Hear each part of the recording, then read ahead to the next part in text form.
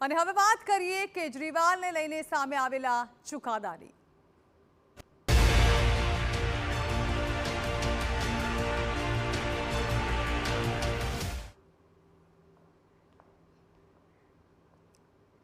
દિલ્હી દારૂ કૌભાંડમાં દોષમુક્ત થતા ભાજપ પર વરસ્યા છે અરવિંદ કેજરીવાલ। 4 વર્ષ માટે મને પરેશાન કરાયો તેવું કેજરીવાલે નિવેદન આપ્યું। તેઓએ કહ્યું છે કે મારી પાસે પુરાવા નથી મળ્યા। દિલ્હીમાં આપને નહીં હરાવી શકે એટલે એજન્સીનો ભાજપ દ્વારા દુરુપયોગ કરવામાં આવ્યો। તેઓએ કહ્યું કે મેં જિંદગીભર ઈમાનદારીની જ કમાણી કરી છે। ભાજપ મારી ઈમાનદારી પર વાર કરવા માંગે છે। ભાજપ દ્વારા મારી સામે ષડયંત્ર રચવામાં આવ્યું।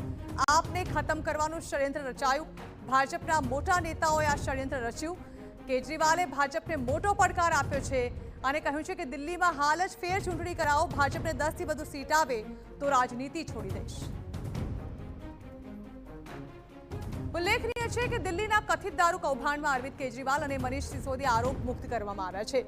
દિલ્હીની રાઉઝ એવન્યુ કોર્ટે ચુકાદો આપતા બંનેને દોષમુક્ત જાહેર કર્યા। કોર્ટે કહ્યું કે કેજરીવાલ સિસોદિયા વિરુદ્ધ પૂરતા પુરાવા નહીં। કોર્ટે ચુકાદો આપ્યા બાદ અરવિંદ કેજરીવાલ ભાવુક થઈ ગયા હતા। તેમણે કહ્યું કે આખરે સત્યનો વિજય થયો। આપને ખત્મ કરવાનું ષડયંત્ર રચવામાં આવ્યું હતું। તો નીચલી અદાલતના ચુકાદાને પડકાર